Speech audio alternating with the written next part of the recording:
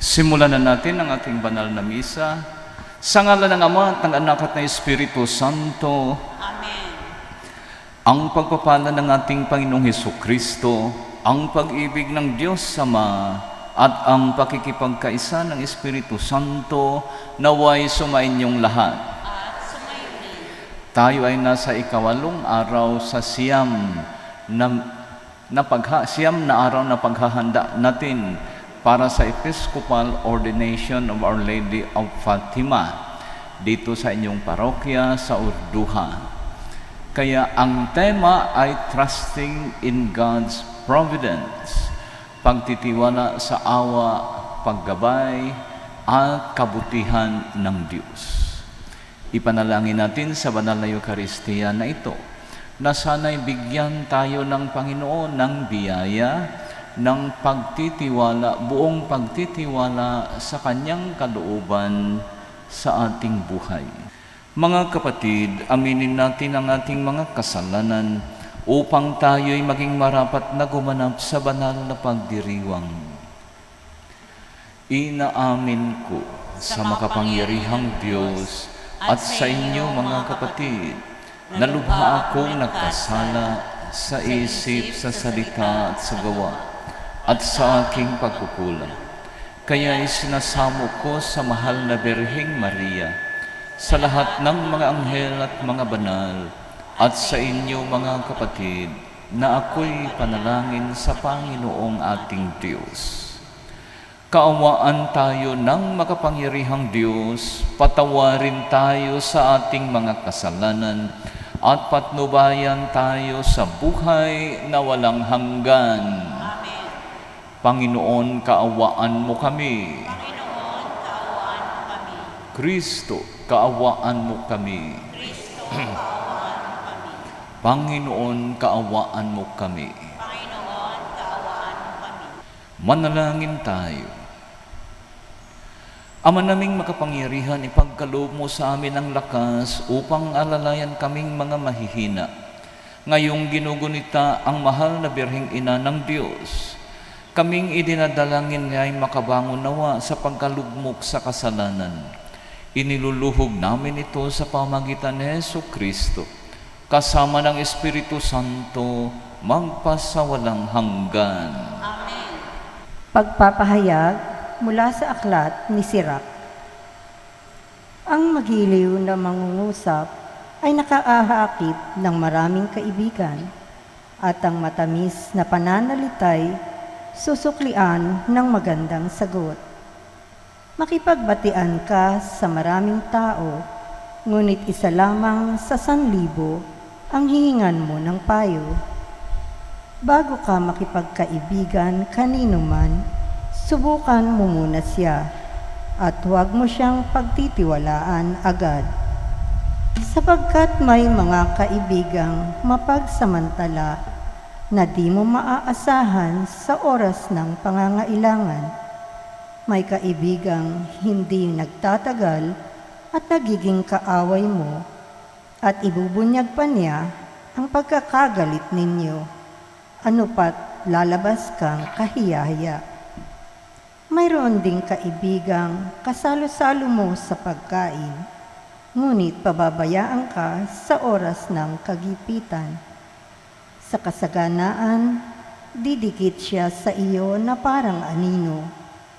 Uutusan niya pati ang mga katulong mo, ngunit sa kasawi ay pababayaan ka niya. Pagtataguan ka at di mo na siya makikita.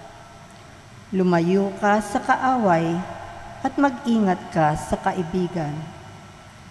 Ang matapat na kaibigay parang matibay na kuta. Pag nakatagpo ka ng tulad niya'y para kang nakahukay ng malaking kayamanan. Walang kasing halaga ang matapat na kaibigan. Hindi siya matutumbasan ng gaano mang salapi. Ang matapat na kaibigay parang gamot na nagbibigay buhay, at siya'y matatagpuan lamang ng mga may takot sa Panginoon.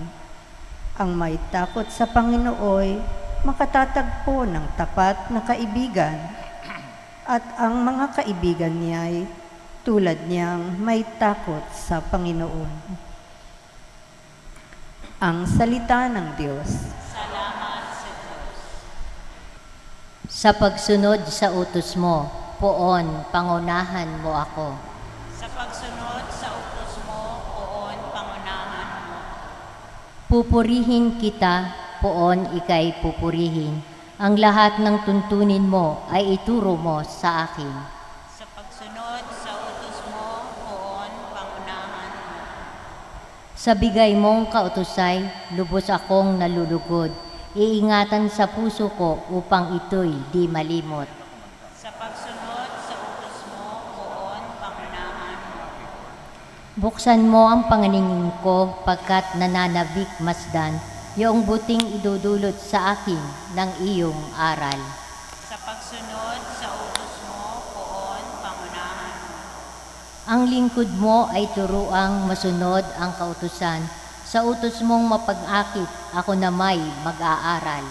Sa pagsunod sa utos mo, poon pangunahan mo. Ituro mo ang batas mo at sisikapin kong masunod. Buong pusong iingatan, susundin ng buong lugod. Sa pagsunod sa utos mo, poon pangunahan mo. Sa pagsunod sa utos mo, ako'y iyong pangunahan. Sa utos mo'y naroon ang ligayang inaasam. Sa pagsunod sa utos mo, poon pangunahan mo.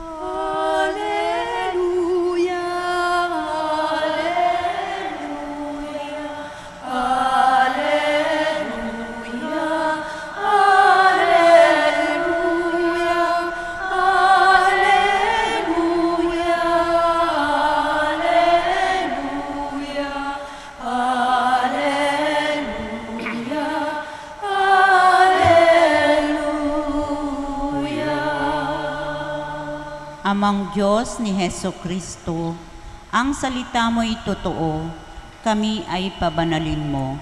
Alleluia, Alleluia.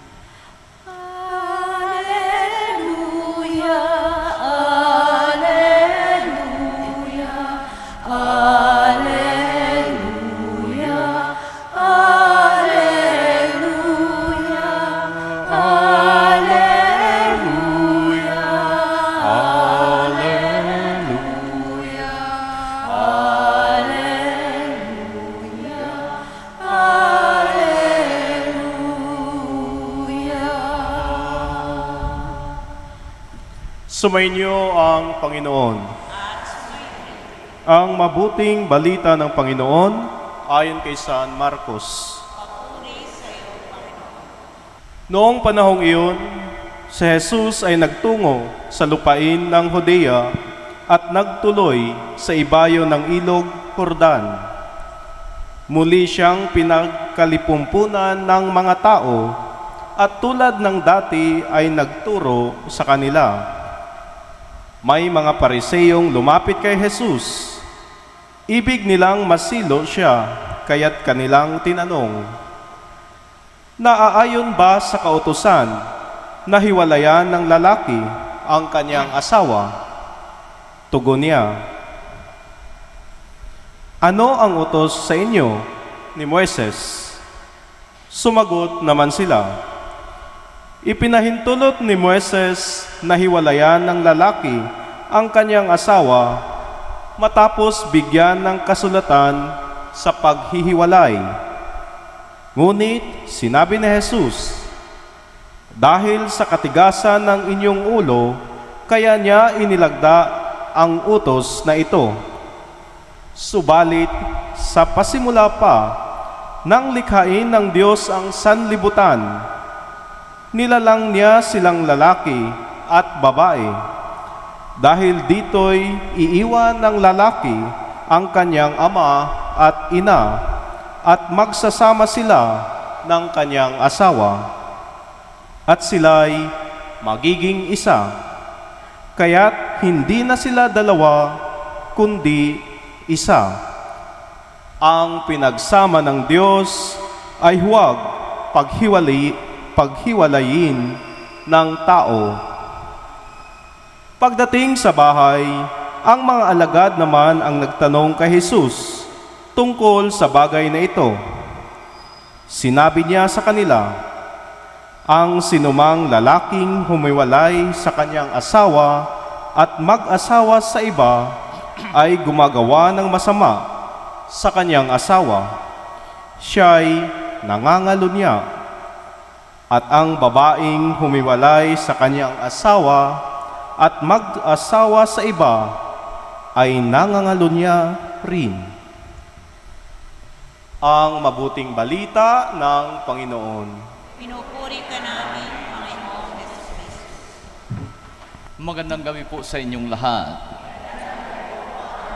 Yung isang lumang kwento, tungkol ito sa mag-asawa na iilang taon pa lang sila nagsama. Wala silang anak. Isang araw, medyo nagalit si Mrs. sa kanyang mister. At hindi na siya nagsasalita. Si mister, kahit kinakausap niya si Mrs., hindi siya sumasagot. Kaya tahimik ang bahay. Ang dalawa hindi nag-uusap. Dumating ang araw ng linggo.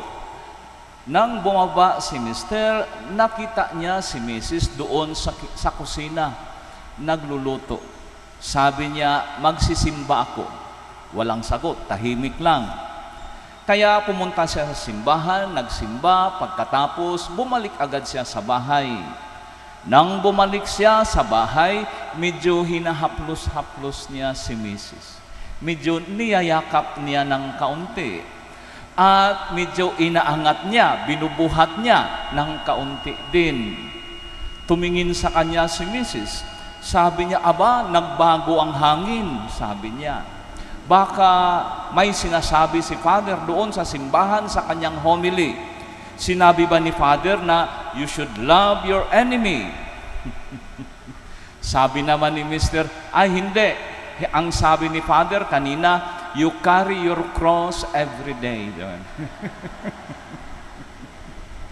Ngayon, naririnig ulit natin ang tungkol sa mag-asawa na tinanong ng mga Pariseo, ay pwede ba, allowed ba ang diborsyo o hiwalayan ng lalaki ang kanyang asawa? Sa panahon na yun, ang lalaki lang ang pwedeng mag-initiate na hiwalayan ang kanyang asawa.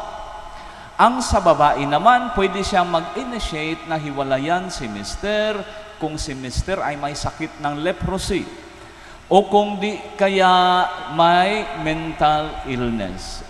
Grabe na yun. Tingnan nyo mga misis, ang mister nyo. Baka.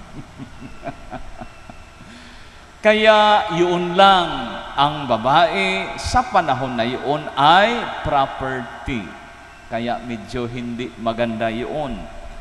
Kaya sa panahon din yun, may mga rabay, siguro, may mga rabay na nagtuturo din tungkol sa paghihiwalay. Siguro may isang sumulat ng kanyang commentary na baka talagang isang issue yun na mahalaga sa panahon na yun. Katulad din sa panahon natin ngayon. Parating nandiyan ang tanong, pwede bang hiwalayan ang asawa, yung divorce?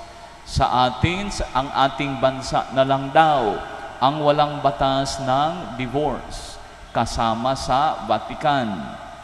Ngunit naninindigan pa rin ang ating simbahan dito sa Pilipinas, wala.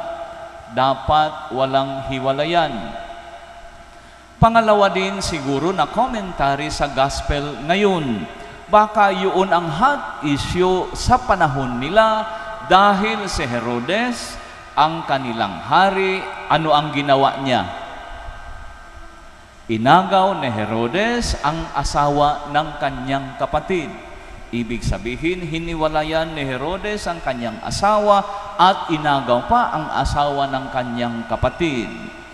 Kaya mainit na issue yan sa panahon ni Jesus. O kung di, kaya gusto lang talaga nilang marinig dahil hot issue, gusto nilang marinig ang sasabihin ni Jesus tungkol sa isyu na ito. Another background, may isang rabbi, si Rabbi, I think, Shammai. Ang sinasabi niya, ang babae, pwede lang hiwalayan kung ang dahilan iisa lang. Ano yun? Adultery. Once makita o may ebidensya na yaan na ngalunya si mister, pwede niyang hiwalayan ang kanyang asawa. O hindi, si Mrs. Kung nangangalunya, pwede niyang hiwalayan ang asawa ni mister. Pangalawa, may isang rabbi na nagsasabi din na ang babae, kung hindi marunong magluto, mahilig makipag-usap sa mga lalaki, o kung di kaya iniinsulto ang kanyang mister sa harap ng kanyang mga kamag-anak, pwedeng hiwalayan ang babae. Diba? May mga nagtuturo din. Kaya isang controversial na issue ito. Kaya ano ang sabi ni Jesus nang tinanong siya ng mga Pariseo, pwede bang hiwalayan ng lalaki ang kanyang asawa? Ano ang sagot ni Jesus? Ano ang nakasulat sa kasulatan?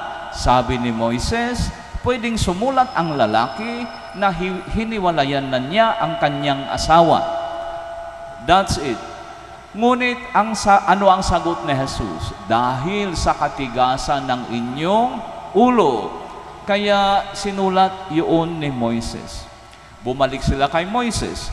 Ngunit si Jesus ay bumalik sa Genesis, sa simula nang nilikha ng Diyos ang tao. Nilikha sila, lalaki at babae, at sila ay iwanan nila ang kanilang mga magulang at sila ay magiging isa. Hindi na sila dalawa kundi isa. Ang pinagsama ng Diyos ay huwag paghiwalayin ng tao. Namangha sila. Mayroong batas ni Moises, ngunit bumalik si Jesus sa Genesis, sa simula pa nang nilikha ng Diyos ang tao. Kaya malakas, ibig sabihin, yun naman talaga ang sinasabi ni Jesus. Kaya yaan pa rin sa ating simbahan ang paninindigan ng ating simbahan. Siyempre, very ideal ito. Kaya sa seminaryo, may mga subject, family and life. Sa diocese, sa parokya, mayroong ministry na family and life.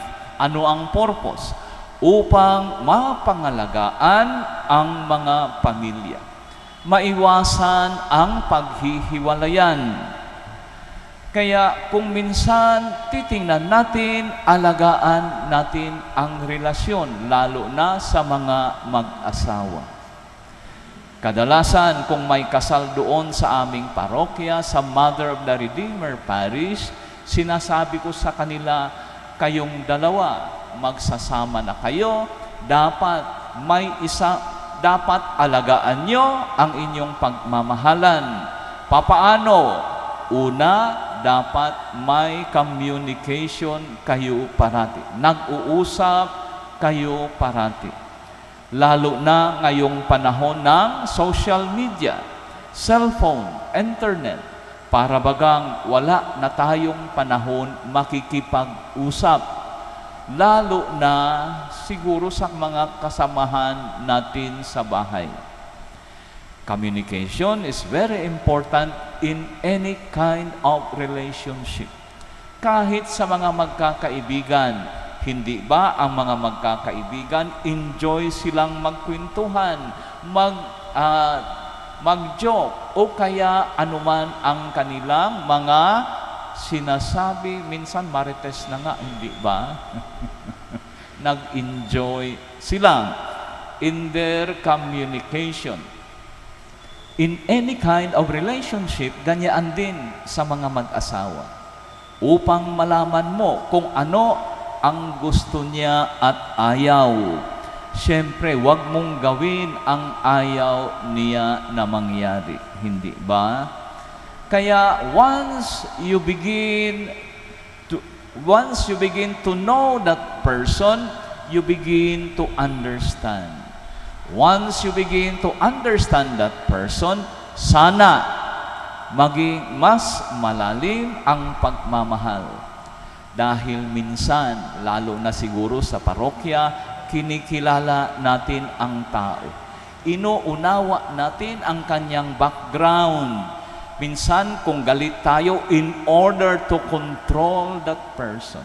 Hindi ba? Sa psychology, ganyan.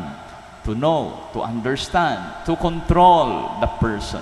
Ngunit sana wala ang control. To know, to understand, and to deepen the relationship. Pangalawa, sana may pagpapatawan. Lahat naman tayo, pangalawa na sinasabi ko, sana parati may fairness and justice. Makatarungan in your relationship kahit ang mga magkakaibigan, kung sila ay lumalabas, ang isa parating taya, ano ang mangyayari? Iiwanan ka. Dahil siya lang ang parating nakataya, nagbabayad. Kung lumalabas, wala. Parang ini-exploit ako. Hindi ba? Sa bahay din, kung wala ang fairness or justice, halimbawa si Mrs. ang naghahanap buhay. Ano ang gagawin ni Mr.? Siya ang lalaki. Dapat nakaupo lang siya, nanonood ng TV, walang trabaho. Ganoon ba ang fairness? Hindi, siyempre. Dahil si Mrs.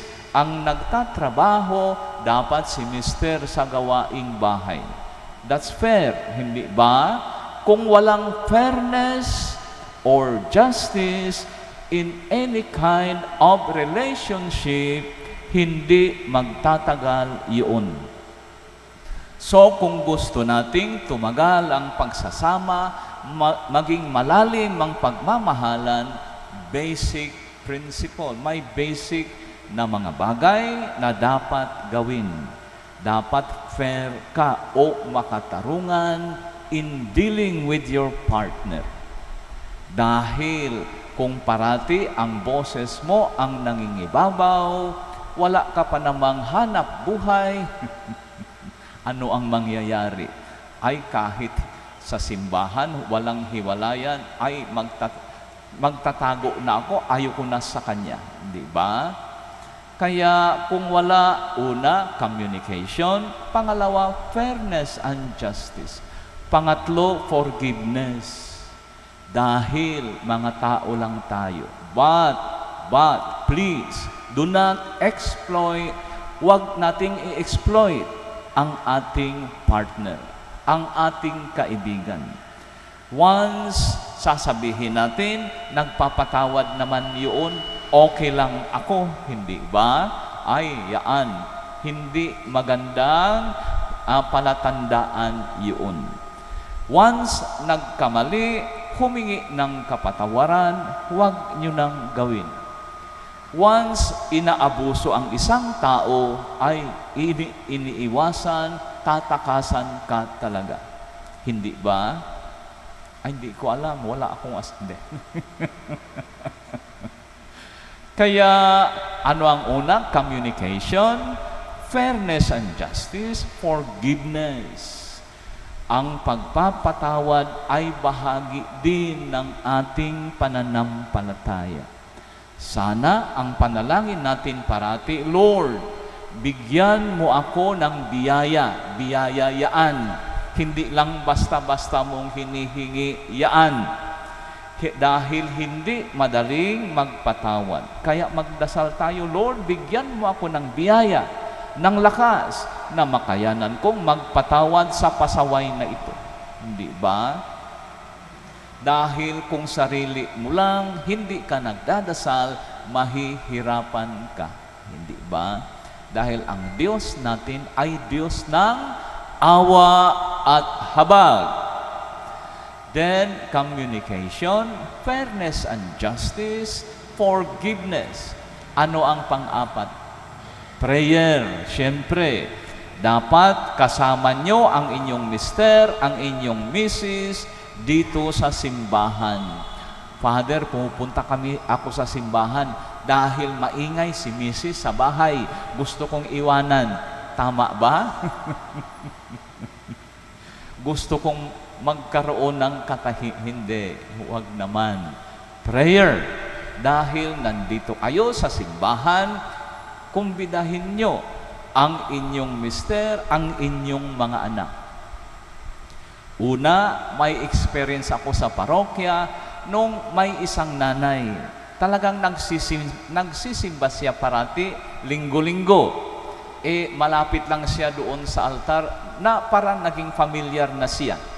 After some time, dinala na niya ang kanyang anak na lalaki. Maya-maya siguro pinupush niya ang kanyang anak na lalaki, 10 years old, ay naging sakristan. Maya-maya punta na sila sa simbahan, kasama na ang dalawang anak niya, ang babae at lalaki. Sumunod na linggo, kasama na si mister. 4 na sila nandoon sa simbahan. Sabi ko, magaling ang nanay. Palakpakan natin ang nanay na ganoon. Pati ang mga tatay din. May mga tatay din na active sa simbahan. Maya-maya, dala-dala na niya ang kanyang mga anak, ang kanyang misis. Ibig sabihin na maganda ang kanilang relationship, pinapalalim nila sa kanilang pananampalataya, sa kanilang mga panalangin. May isang nagsabi, in every relationship, dapat may 3 na na-involve. Si Mister, si Mrs. at si Lord. Siya parati dapat ang pangatlo in your relationship. Ibig sabihin, anuman ang gagawin ninyo, ang mga desisyon ninyo sa pamilya ay doon nakaangkla sa Diyos. Kung sasabihin ni Mrs., honey, gusto ko ng bagong iPhone, napakaganda, wala tayong pera, pwede ba mang-hold up ka muna? Pwede ba yun? Anong sagot ni Mister? Oy, matakot ka sa Diyos, bawal lang mang-hold up. Pag nahuli ako, baka mabilanggo pa ako. Hindi ba? Ibig sabihin, anuman ang gagawin ninyo, ang desisyon nyo, kasama parati si Lord. Kaya si Mister, si Mrs. at saka si Lord. 3 kayo parati. Dahil kung wala si Lord, baka ano lang ang mga desisyon o gagawin ninyo. Yung last, parati ko ring sinasabi, in order to nurture your relationship, yung last na ito, baka gusto niyo akong paalisin. Misyon. Bahagi ng ating pananampalataya ang misyon. Ano ang misyon? Pagbabahagi ng pagmamahal ng Diyos sa iba. Hindi ba ang mga alagad ibinabahagi nila ang mabuting balita? Translation, ipinapaliwanag ang kalooban ng Diyos. Translation, ibinabahagi ang pagmamahal ng Diyos sa iba.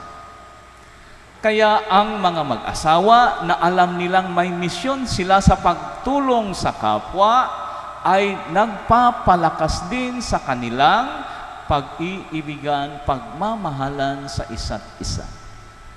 Ang pananampalataya din natin, kung marunong nang tumingin, tumulong sa iba, ay nagpapalakas din sa ating pananampalataya. Kaya may assignment kayo. Ang assignment nyo ay itanong mo sa iyong asawa, kay Mister o kay Mrs., upang maging malalim, maganda ang pagsasamahan, pagmamahalan natin, ano ang gagawin natin na makakatulong tayo sa iba. Hindi ba? Maganda yun. Baka may kapitbahay kayong may sakit, at bihira lang makabili ng gamot, ipariho ang gamot nyo, ang maintenance, bigyan mo rin sila. Hindi ba mas maganda, mas buhay kung ang mag-asawa gumagawa ng kabutihan para sa kapwa? Misyon, parati yung sinasabi, pinapahiwatig directly or indirectly sa atin, tulungan natin ang iba. Sa mga mag-asawa, nagpapalakas yun sa kanilang relasyon sa pagmamahalan. Kaya ipanalangin natin sa banal na Eucharistia na ito. Patapos na ako, huwag kayong mag-alala.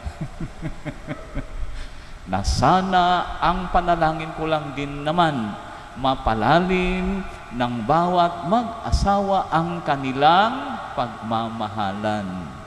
Kahit nakangiti o hindi nakangiti, loves pa rin, hindi ba? Ayaw niyo. Alam ko, mahirap yun. Marami akong nakausap, si Mrs., Mr., may mga problema. Ngunit dapat tatlo nga kayo sa relasyon. Ikaw, si Mr., si Mrs., at saka si Lord. At magdasal din kayo parati. At ibahagi ang pagmamahal ng Diyos sa iba. Misyon ng mga mag-asawa.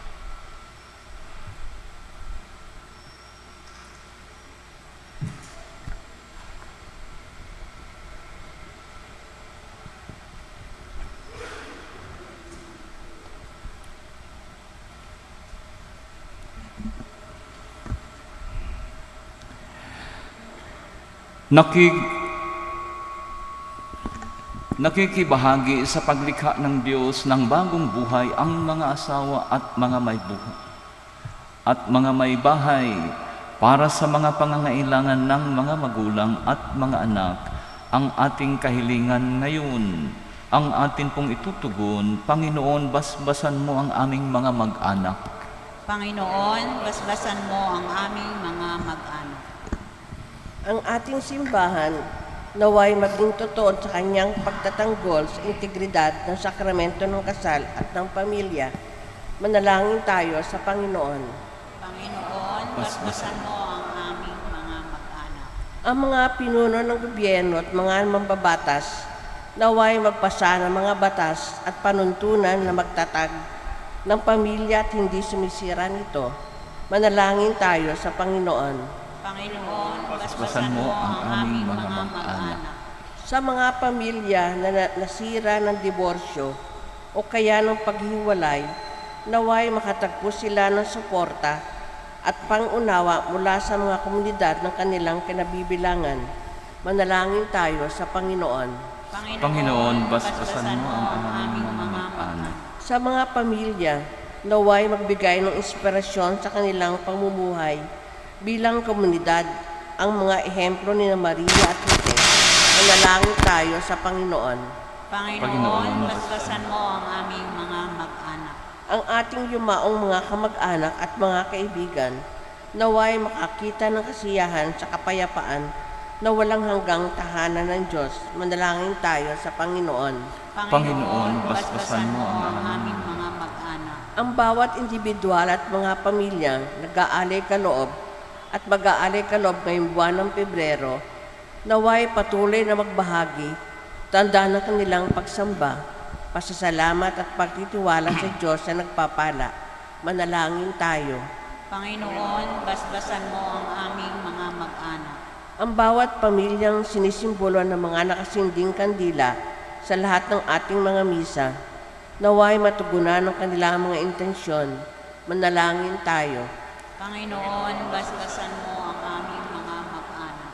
Isama po natin sa ating panalangin ang intensyon ng ating family novena sponsors, Gina Dicena, George Bersabe, Albert Ferracion, Chodorica Rojas, Sol Valenzuela, Clotilde Hembrador, kasama nga ang ministry at mga pamayanan offerers, Asrets Greeters and Collectors Ministry, Biblical Apostolate Ministry, vocation ministry, empowered ministry, ecumenism, catechetical ministry, San Antonio de Padua, Diocesan World Apostolate of Fatima, at sa lahat ng mga magsisipag-alay ngayong gabi.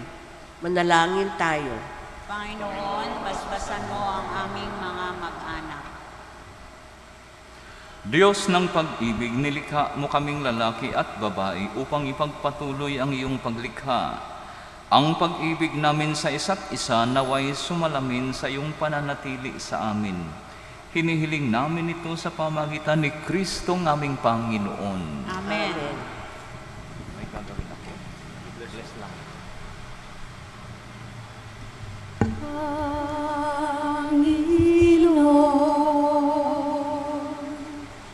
Turuan mo akong maging bukas palad.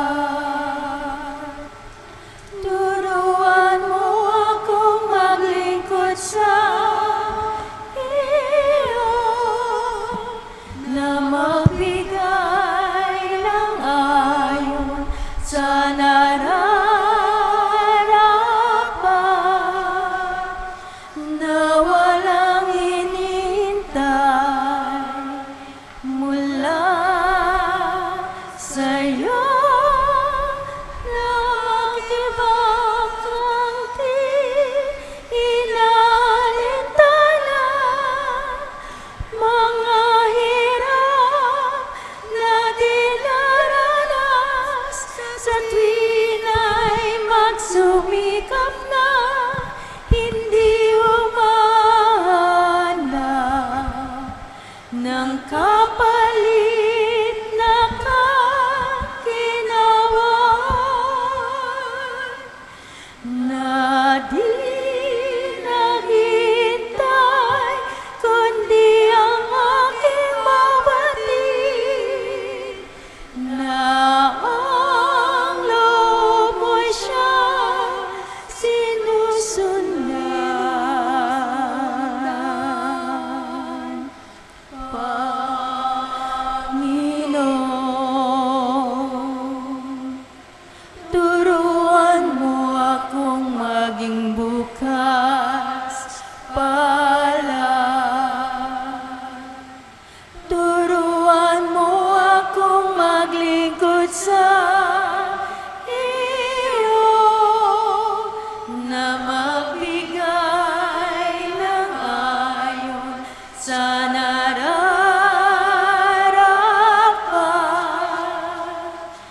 na walang hinihintay mula sa'yo.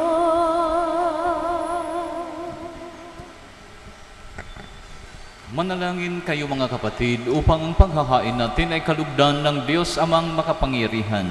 Tanggapin nawa ng Panginoon itong paghahain sa iyong mga kamay, sa kapurihan niya at karangal, sa ating kapakinabangan at sa buong sambayanan niyang banal. Ama naming lumikha, sa paggunita namin sa mahal na Birhen, hinihiling namin ng aming paghahain ay lakipan mo ng kapupunan upang kami ay maging handog na ikinalulugod mo kailanman. Sa pamamagitan ni Hesu Kristo, kasama ng Espiritu Santo, magpasawalang hanggan. Amen. Sumainyo ang Panginoon. At sumayo, Itaas sa Diyos ang inyong mga puso at diwa. inaas na namin sa Panginoon. Pasalamatan natin ang Panginoong ating Diyos. Marapat na siya ay pasalamat. Ama naming makapangyarihan, tunay ngang marapat na ikaw ay aming pasalamatan. Bukod mong pinagpalang maging ina ni Hesu Kristo, ang mahal na Birheng nagpupuri at nagagalak sa iyo. Ikaw ang gumawa ng tanang dakilang bagay, ikaw ang lumilingap sa lahat kailanman. Nilingap mo ang mahal na Birhen bilang iyong abang alipin na iyong binigyang ng tungkuling kumalinga sa anak mong manunubos namin. Kaya kaisa ng mga anghel na nagsisiawit ng papuri sa iyo nang walang humpay sa kalangitan, kami nagbubunyi sa iyong kadakilaan. Santo, Santo, Santo, Santo, Diyos makapangyarihan, puspos ng walhati ang langit at lupa. Sana, oh sana, sa kaitaasan, pinagpalang narito sa ngalan ng Panginoon. Oh sana, sa kaitaasan. Oh sana, sa kaitaasan.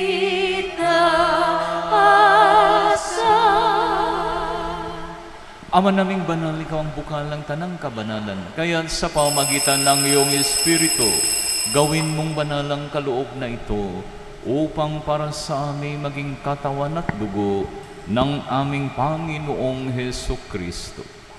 Bago niya pinagtiis ang kusang loob na maging handog, hinawakan niya ang tinapay, pinasalamatan kaniya, pinaghati-hati niya iyon, iniabot sa kanyang mga alagad at sinabi, "Tanggapin ninyong lahat ito at kanin.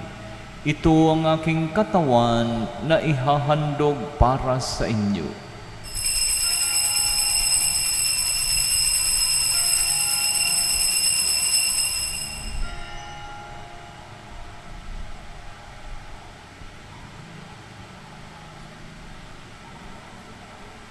Gayon din naman nung matapos ang hapunan, hinawakan niya ang kalis.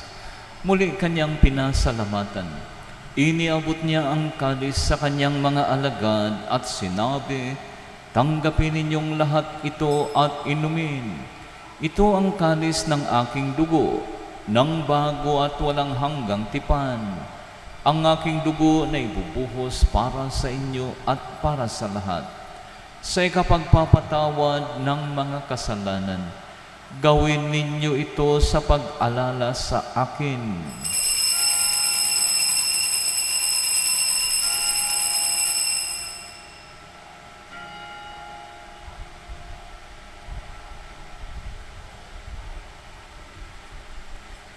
Ipagbunyi natin ang misteryo ng pananampalataya.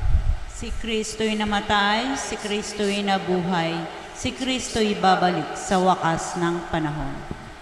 Ama, ginagawa namin ngayon ang pag-alala sa pagkamatay at muling pagkabuhay ng iyong anak, kaya tiniaalay namin sa iyo ang tinapay na nagbibigay buhay at ang kalis na nagkakaloob ng kaligtasan.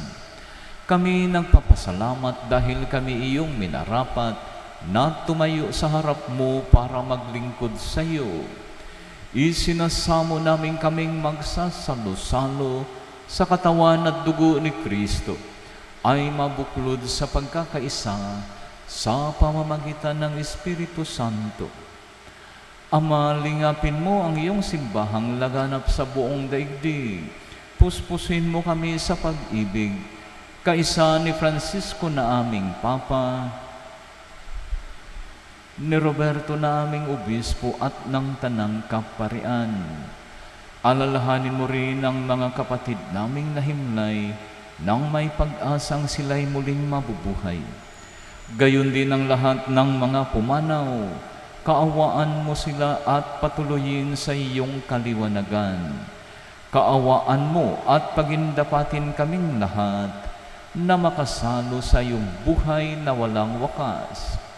Kaisa ng mahal na Birheng Maria na ina ng Diyos, ng kanyang kabiyak ng puso na si San Jose, kaisa ng mga apostol at ng lahat ng mga banal na namuhay dito sa daigdig ng kalugod-lugod sa iyo, maipagdiwang nawa namin ang pagpupuri sa ikararangal mo sa pamamagitan ng iyong anak na aming Panginoong Heso Kristo. Sa pamamagitan ni Kristo, kasama niya at sa Kanya, ang lahat ng parangal at papuri ay sa iyo, Diyos Amang makapangyarihan, kasama ng Espiritu Santo, magpasawalang hanggan. Amen.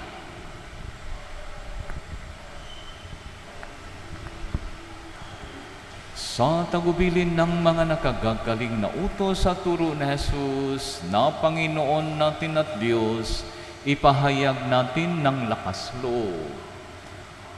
Ama namin, Amin. Sumasalangit ka. sambahin ang ngalan mo, mapasa amin ang kaharian mo, sundin ang loob mo, Dito sa lupa para lang sa langit. Bigyan mo po kami ngayon ng aming kakanin sa araw-araw at patawarin mo kami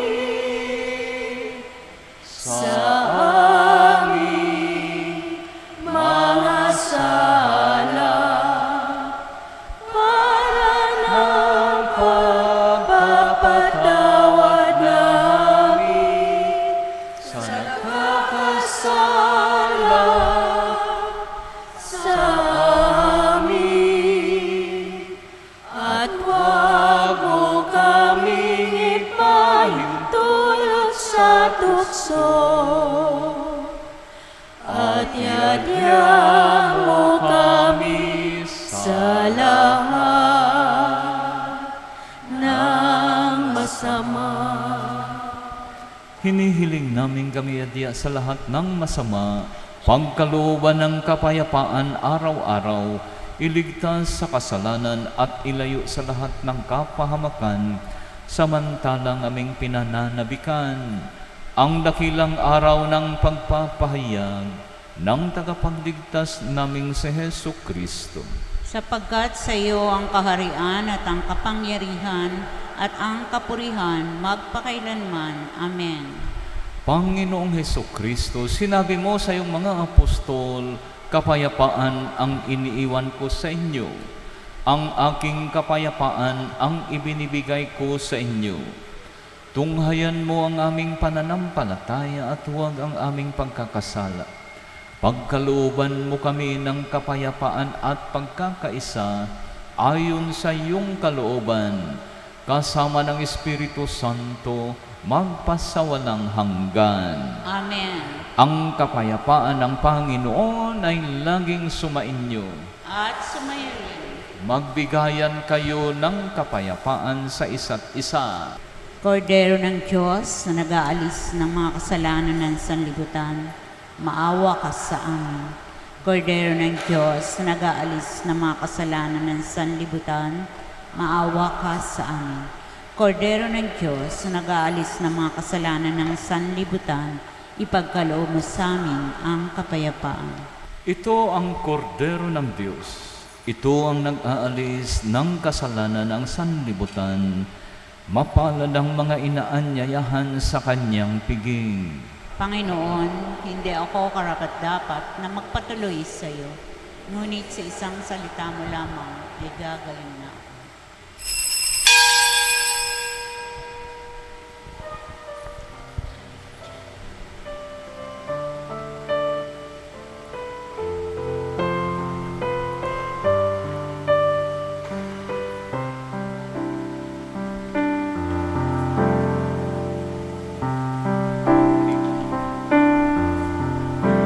Sa ilalim ng iyong awa ay makalangit na biyaya, Maria, ina, ang maamo mong mukha, isang ilaw ng kapayapaan, isang tahimik na liwanag, gabay namin sa lubag at madilim.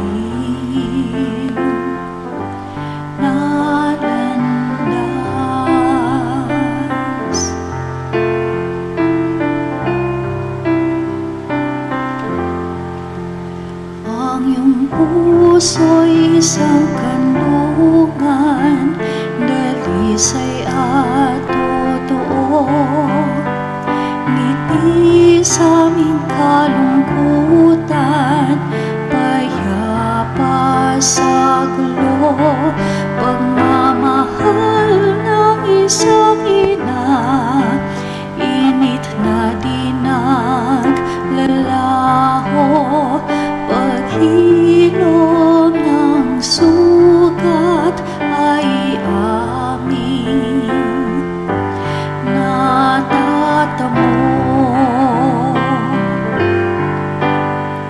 Ina ng kapayapaan, ang iyong pangalay aming tinatawag. Pagtugon sa aming dalangin ay iyong tinutupad. Sa mga oras ng problema, ang iyong presensya'y nadarama. Alinlanga'y pinapawi ng pag-ibig mo, Ina.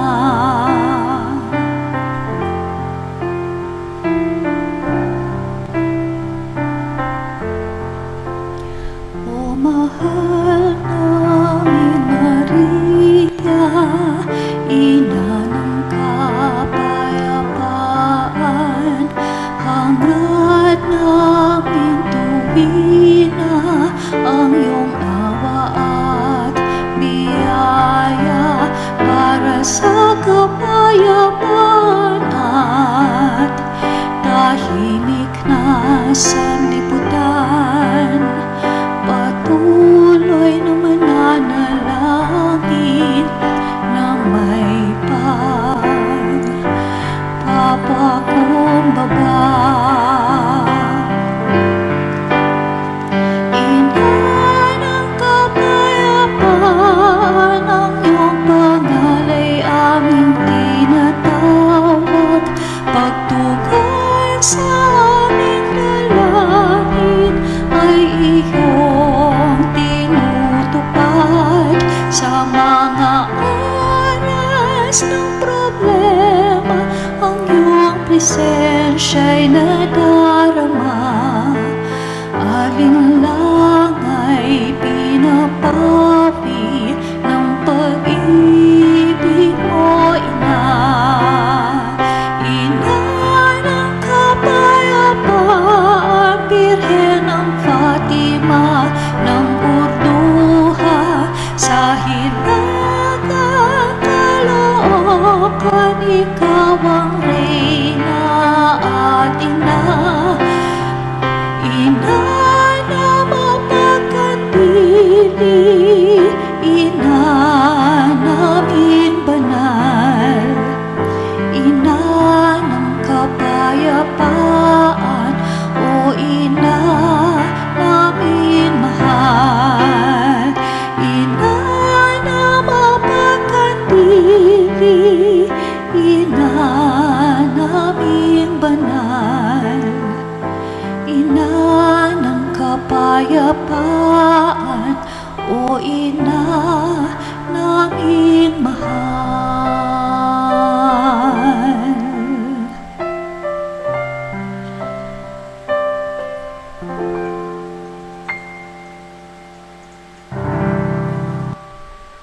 Manalangin tayo.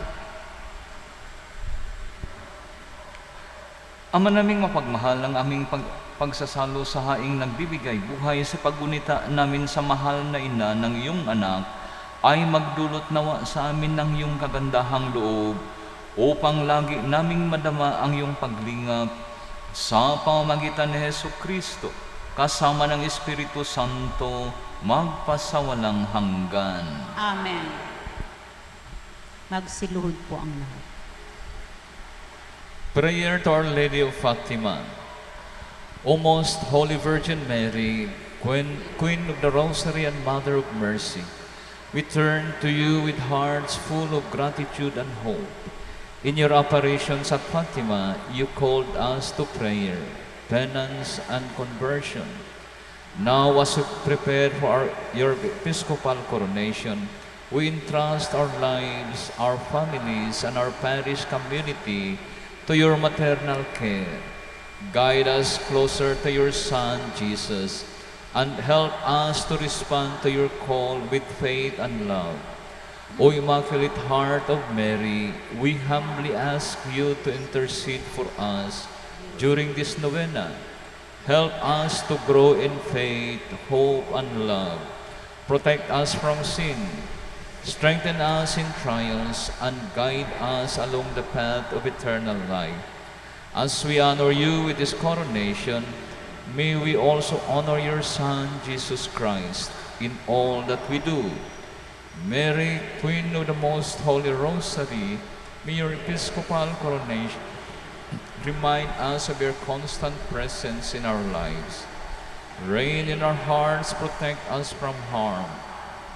Bring us closer to your Son. We entrust our needs to your loving care, and confident that you will bring them to Jesus. Amen. Sumainyo ang Panginoon At sumiri. at pagpalain nawa kayo ng makapangyarihang Diyos, Ama, Anak, at ng Espiritu Santo. Amen. Tapos na ang banal na misa, humayo tayo sa kapayapaan ni Kristo. Salamat sa Diyos.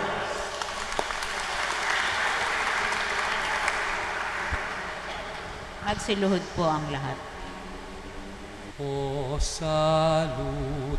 salutaris hostia, que celi pandis hostium, bella premun hostilia, darobur fer auxilium, unitrinoque Domino, sit sempiter na gloria.